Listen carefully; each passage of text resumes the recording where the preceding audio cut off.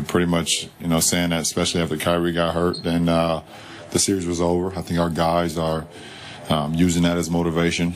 I use a little bit of it, but I have a lot of motivation already to just, be a part of the greatness and be a part of this and be a part of this atmosphere. And, and my motivation is to make sure that my guys are ready and prepared every night we step on the floor. And I have some other motivation that I won't talk about right now, but I have so many different things to worry about than, being an underdog or guys counting us out.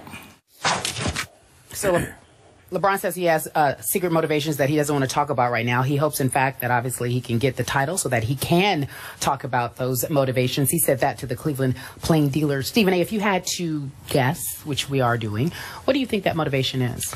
Well, I would say this. Venture to guess that obviously when you lose in the NBA Finals, as he has 3 times, being around your family, your children, your wife, your loved ones, the off seasons are very, very difficult. And if you know anything about men, when our lives are difficult, we tend to make life difficult for other people. That's just a given. But knowing some of the other things that are going on in the NBA, I suspect that there's more to his statement. And I'm not sure he'll ever admit it, even if he does win the chip.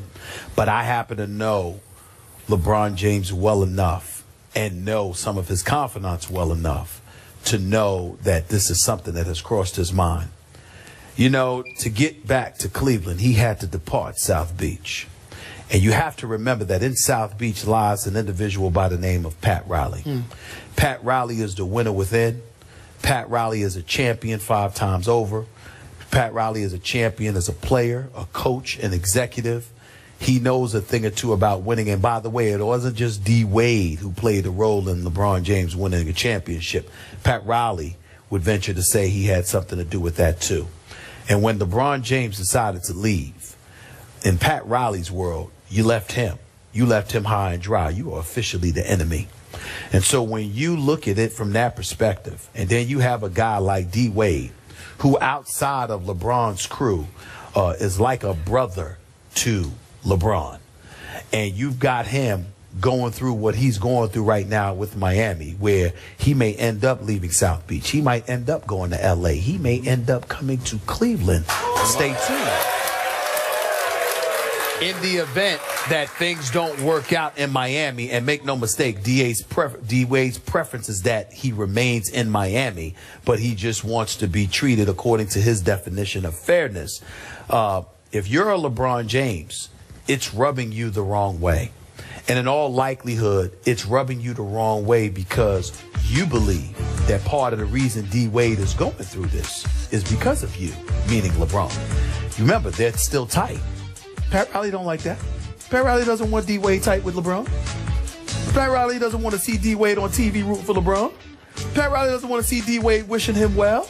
Okay, now that kind of stuff that I just repeated, that ain't guessing. I'm telling you what I know. Y'all figure out how I know. But I'm telling you what I know. Okay? Pat Riley ain't happy about that. I'm not faulting, and nobody should fault Pat Riley for that. He's a winner. And usually to be a winner, you have to have that kind of attitude. It's us against the world. You're either with us, you're against us. Right. And that is Pat Riley's mentality, and he's not wrong about that in the slightest. But there is something there to be said that D. Wade and LeBron are so tight that part of what's going on right now is that Pat Riley, he ain't eager to further ingratiate himself with D. Wade. You got to remember, when LeBron departed last summer to come back to Cleveland, D. Wade was with LeBron a few days earlier. Miami Heat are sitting there wondering what's LeBron going to do, and they calling up D. Wade. You were just with him, and D. Wade swearing that he didn't know. Well, Pat Riley and the Miami Heat don't believe that he didn't know. They believe he knew exactly what LeBron was. Now, D. Wade will tell you he didn't know. But Pat Riley and them don't believe that. So all of these things, whether directly or indirectly, has something to do with LeBron. And I believe LeBron is cognizant of that. And I think that's just an additional thing on top of a multitude of other things, of course, that have nothing to do with Miami or Pat Riley. But I think that's one of the things that contributes to the level of motivation that he has. I agree with your take on this. However, I have a hard time believing that LeBron James would go ahead and win this championship and blast Pat Riley publicly. I just said he wouldn't. Yeah, I know. But he's too classy to do that. So his remark to the Cleveland Plain Dealer that we saw in today's paper, that I hope I go ahead and close this deal. I'm paraphrasing how I said it, but I hope I go ahead and win this so that I can make this public, this secret or private motivation. Well, that would indicate it's not Pat Riley to me. It may be more along the lines of your first one about family and how much it would mean to his loved ones in his inner circle.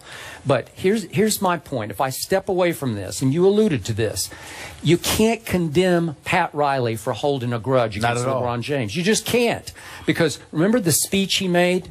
Right after they lost by a record margin to my San Antonio Spurs. 71 points over 5 games. Thank you very much. We forgot. 5 games. Last year my Spurs beat LeBron James' team. They did. Okay. Thank you very much for reminding me of that so I could remind the audience of that. Just after that, Pat Riley gave a postmortem the next week. Do you remember this? And he said, I'm going to paraphrase again, but he said, the great ones don't run from this. And he alluded to the Spurs, who the year before, thanks to Game 6 of Ray Allen. I do remember that. Yeah, had said, let's stay together, let's face it, and let's fix it. Let's right the wrong of Game 6, which did they ever right the wrong last year in the finals? So he was basically saying, I think directly to LeBron James, don't turn tail and run from this. You stay right here, you come back, and you fix it. And then remember, after LeBron left, remember the remark of a few weeks ago? We don't have any more smiling faces with hidden agendas. Boy, that was a shot at LeBron James. Wouldn't you agree? Yes. Okay. So, again, Pat Riley is the ultimate competitor on the level of a coach / GM. Yeah. And even as a player, I thought he was. He was an overachiever. But still, he is burning inside to get even with the king. You were talking about don't hate the king. Tell Pat Riley that. Listen. Pat Riley is one of those dudes. Pat Riley is one of those dudes where he's a winner, man. And he's the kind of guy where don't measure his LeBron success over Miami based on 1 year. Pat Riley's got to fight. Pat Riley was contemplating retirement until LeBron left. Yep. He's accomplished everything and stayed on and was ultra motivated because LeBron left. And I got news for y'all. If Chris Bosh hadn't gone down, Miami would have met Cleveland in the conference finals with Bosh, with Whiteside, with Luol Deng, with D. Wade, with Goran Dragic after they acquired. Pat Riley's not standing still. Miami's coming, okay? So, again, that kind of stuff is something that needs to be mentioned. The other part to it is this. Pat Riley has to accept this reality. The only reason LeBron ever went to South Beach to begin with is because of D. Wade. And in the end, one of the biggest reasons he left was because of Pat Riley. Now, again, he's classy where he's not going to admit stuff like that. But one of the biggest reasons he left was Pat Riley. And it's always about business with LeBron. And by the way, he's happy to be back. He plans on staying right here in Cleveland, hopefully for the rest of his career. But hold on. Let this organization act up. Let this organization for 1 second think that they can take him for granted. Let him go ahead and win. Because you got to remember something. LeBron James is here to win a championship. He didn't promise you Cleveland forever. He promised you that he was coming back to bring the chip home. So the point is that if he wins the chip, all right, but the organization gets a bit bold and all of a sudden forgets that he's LeBron, all right, and think that they can act differently, don't think that he's stuck here. You better treat him right this time, because the last time he was here, the organization and some people associated with it didn't treat him with the respect and deference he deserved. He's cognizant of that. Okay, that's fine. My final point here is we part ways in our theory on one final point, and that's Dwayne Wade's role in this. Trust me on this. Dwayne Wade has mixed emotions because LeBron James, because of LeBron James leaving, remember, Dwayne took pay cuts. He sacrificed pay twice for LeBron James, to get him there the first time and then to keep him there. And LeBron left Dwayne a little high and dry, and now Dwayne is paying the price. And I agree with you. Pat is holding his feet to the fire. But trust me on this one. Dwayne Wade knows that he sacrificed for a LeBron who then went home, and that's fine. And God bless all of you because you deserve to have him back. But Dwayne Wade is still paying a price for that. Dwayne Wade may be paying a price, but Dwayne Wade is fully aware that LeBron James' departure had a hell of a lot more to do with Pat Riley than it had to do with him. Don't think that. Okay, but he had already sacrificed to keep LeBron there, and now he's paying for it. He was willing to do it, but it wasn't like LeBron didn't sit there and inform him. LeBron never sat there and said to Dwayne Wade, "I'm staying." No, Dwayne Wade knew that LeBron had his issues even with to people the last outside moment, of Dwayne Wade. I think Dwayne was still a little bit surprised by it. He wasn't surprised. He was disappointed, but he wasn't surprised. And you also have to remember, LeBron left Cleveland to give him 4 years. He owed D. Wade nothing. Yeah, we leave it there. That's a tough stance. We leave it there. What is the secret motivation? We'll find out if Cleveland gets the chip. When we come back, we're talking about LeBron. Can the Warriors shut him down? That is the question. The debate on the other side of the break. First take in the flats for the NBA Finals. We'll be back in just a moment. Excited to be here. We're wrapping up our special game show with these Cleveland fans talking about none other than the King. LeBron James has been carrying the load for the Cavaliers the first 2 games. He scored 83 of their 195 points over the first 2 games. He had 44 points in Game 1, 39 in Game 2. So we're talking about how the Warriors defend LeBron James. We're going to ask you to put your coaching cap on, Skip Bayless. Do you believe that Golden State should change the way they've been defending this game in Cleveland tonight, or as you folks have been calling it, Believe Land? I like that. Thank you. Golden State has to figure out a way to push the pace, to up the RPM of this game into their kind of game. And the only way I know how to do this is to start trapping LeBron James at three-quarter court or half court. I'm not talking about doubling LeBron James.